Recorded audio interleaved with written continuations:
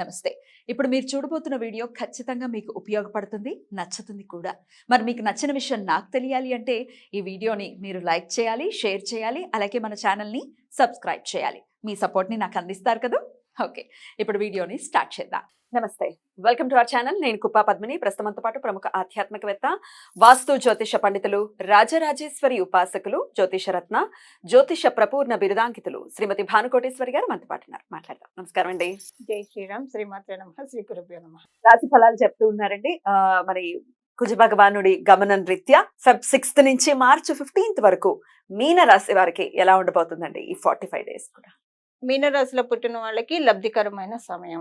మనం వృశ్చిక రాశి తర్వాత చూసుకుంటే మీనరాశి వాళ్ళే కౌంట్ లోకి వస్తారు పద్మని. మీనరాశిలో పుట్టిన వాళ్ళకి ప్రత్యేకించి వీళ్ళ తండ్రి గారికి చాలా మంచి శుభ సమయం. వీళ్ళు ఉద్యోగస్తులైతే వీళ్ళ పై అధికారులతోటి చాలా మంచి అంటే శుభత్వంగా వెళ్లే సమయం అని చెప్పాలి.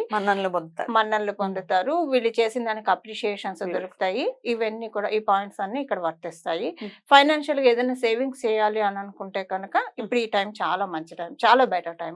సేవింగ్స్ మోడ్ స్విచ్ ఆన్ అవుతుంది. కాకపోతే థ్రోట్ రిలేటెడ్ ఇన్ఫెక్షన్స్ రావడానికి ఛాన్సెస్ ఉంది.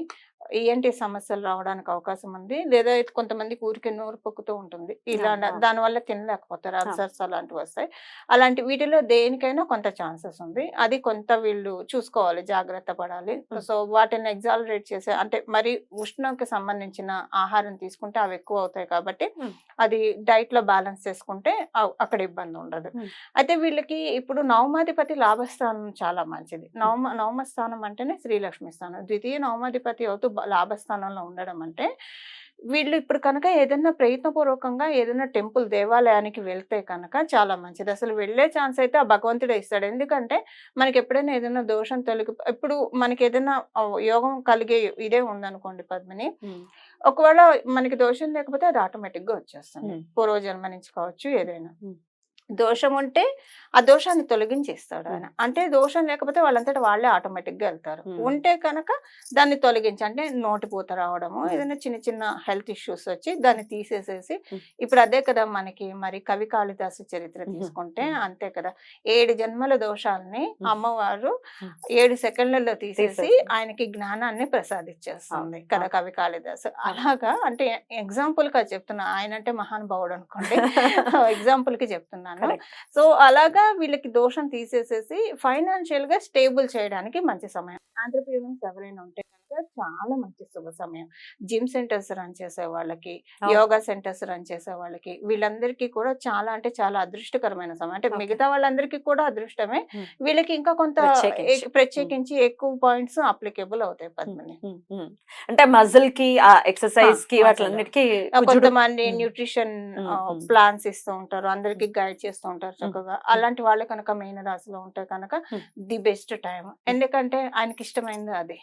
బాడీ మెటబాలిజం అందరిలో పెంచాలన్న అప్పుడే కదా చక్కగా అన్ని పనులు చురుగ్గా చేయగలుగుతారు కదా. సో చురుకుదనాన్ని ఆయన ఎక్కువ ప్రసాదిస్తూ ఉంటాడు. ఆయన లాభస్థానంలో ఉండు మిగతా వాళ్ళందరికీ బెనిఫిట్ ఉన్న ఈ రంగాల్లో ఉన్న వాళ్ళకి ఇంకా ఒకంత ఎక్కువ బెనిఫిట్, ఒకంత కాదు 3 ఎక్కువ బెనిఫిట్ ఇస్తారు. మీరు ఇప్పుడు పాయింట్ చెప్పారు కాబట్టి నాకు అనిపించి అడుగుతున్నాను. ఇప్పుడు ఎక్సర్సైజ్ చేస్తూ మంచి ఫిట్ గా ఉండేటటువంటి ప్రయత్నం చేస్తూ ఉంటే కుజ భగవానుడి యొక్క అనుగ్రహం పొందుతారండి? 100%. అయితే ఇక్కడ ఒక చిన్న కాంట్రడిక్టరీ కూడా ఉంది. ఎవరికైనా ఇప్పుడు శని మహర్దశ జరుగుతున్నా ఏలినాటి శని, అష్టమ శని, అర్ధాష్టమ శని ఉంటే దాన్ని మనం మార్చుకోవాలి. ఎలా అండి? ఇప్పుడు దాన్ని మార్చుకోవాలంటే ఎక్సర్సైజ్ చేస్తే బాడీ ఫిట్ అవుతుంది. ఆ ఎక్సర్సైజ్ ఇంట్లో పనుల్లో పెట్టాలి.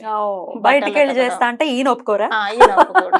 ఆయన ఏం చేస్తారంటే దేవుడి గది శుభ్రంగా డీప్ క్లీన్ చేసుకోవడం, శుభ్రంగా మొత్తం పీచి పెట్టి తుడిచి అది చేయడము, ఇంటిని శుభ్రంగా సర్దుకోవడము, అది కూడా ఎక్సర్సైజే కదా.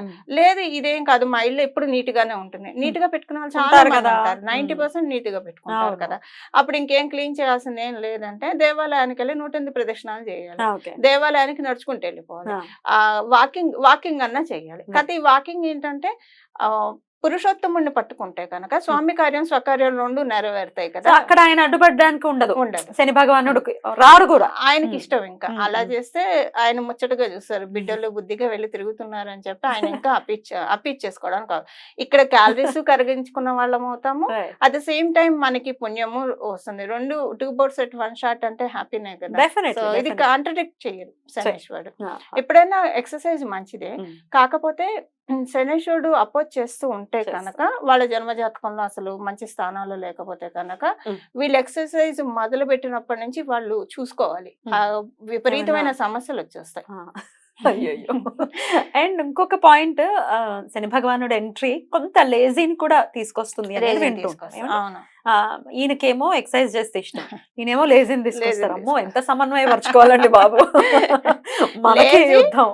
ఎస్ అండి, లేజినెస్ ఇచ్చేది శనేశ్వరుడే, ఉమ్. అట్ ద సేమ్ టైం కష్టపడేట్టు చేసేది శనేశ్వరుడే. రెండు ఇప్పుడు ఆయన. అందుకే కదా ఎల్లి నర్సన్లో కష్టపెడతాడనే ఉమ్, కదా ఉమ్, అందరూ ఉమ్. భయపడేది. ఉమ్. కష్టం ఇస్తాడు, మనసుకి కానివ్వండి. Correct. గురుబలం ఉందనుకోండి, ఉమ్. మనసుకి కష్టం ఇచ్చి చూరుకుంటాడు, అంతకంటే ఏం చేయలేడు. Okay. గురుబలం బాగున్న వాళ్ళకి వాళ్ళ దగ్గరికే జనాలు వస్తారు. Okay. ఎప్పుడైనా గురువు లగ్నంలో ఉన్న కేంద్ర కోణాల్లో ఉంటే వాళ్ళ దగ్గరికి వస్తారు, ఆయన ఉమ్. బ్లెస్సింగ్స్ ఉంటాయి కాబట్టి. ఉమ్. అప్పుడు ఏంటంటే గురువు కష్టపడినాడు, ఉమ్. కష్టపడినాడు కాబట్టి ఈయన గురువుకి అడ్డు చెప్పడం. Right. అక్కడ మార్క్స్ ఉంటే మటుకు నీ ఆట అంటే నేను ఒప్పుకోనని చెప్తాడు, అవును, అవును. కానీ గురువుకి అయితే ఆయన అబ్జెక్ట్ చేయడు కాబట్టి అక్కడ ఏంటంటే ఈ అక్కడ బానే ఉంటుంది. Right. సో మరి ఎక్సర్సైజ్ పాయింట్ లోనే ఉన్నాం కాబట్టి మీనరాశి వారు ప్రత్యేకించి ఎక్సర్సైజ్ అనేది ఒక అలవాటుగా పెట్టుకోవడం అనేది మంచిది అంటారా ఈ పీరియడ్ లో? ఈ పీరియడ్ లో వీళ్ళు లేని నర్సన్ లా ఉన్నారు కదా. ఉన్నారు already. Yeah. సో ఎక్సర్సైజ్ ఇందాక మనం చెప్పినట్లు చేయాలి. So Yeah. ఇంట్లో రోజు దేవుడి పటాలతో ఏదైనా సరే Spiritual exercise. స్పిరిచువల్ ఎక్సర్సైజెస్ చేయాలి. Right. సూర్య నమస్కారం Right. One of the best spiritual exercise అదే. Right. సో ఇలాంటివి చేస్తే కనుక ఈయన కూడా అపీజ్ అవుతాడు.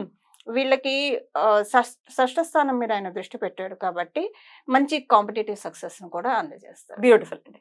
మరి అప్పుడు సక్సెస్ కావాలి, పిల్లలకి కావాలి ప్రత్యేకించి, ఎందుకంటే ఎగ్జామ్స్ వస్తున్నాయి కాబట్టి ఎగ్జామ్స్ లో ఎలా అంటే చదువులు రీత్యా ఎలా ఉండబోతుంది పిల్లలకి ఈ పీరియడ్?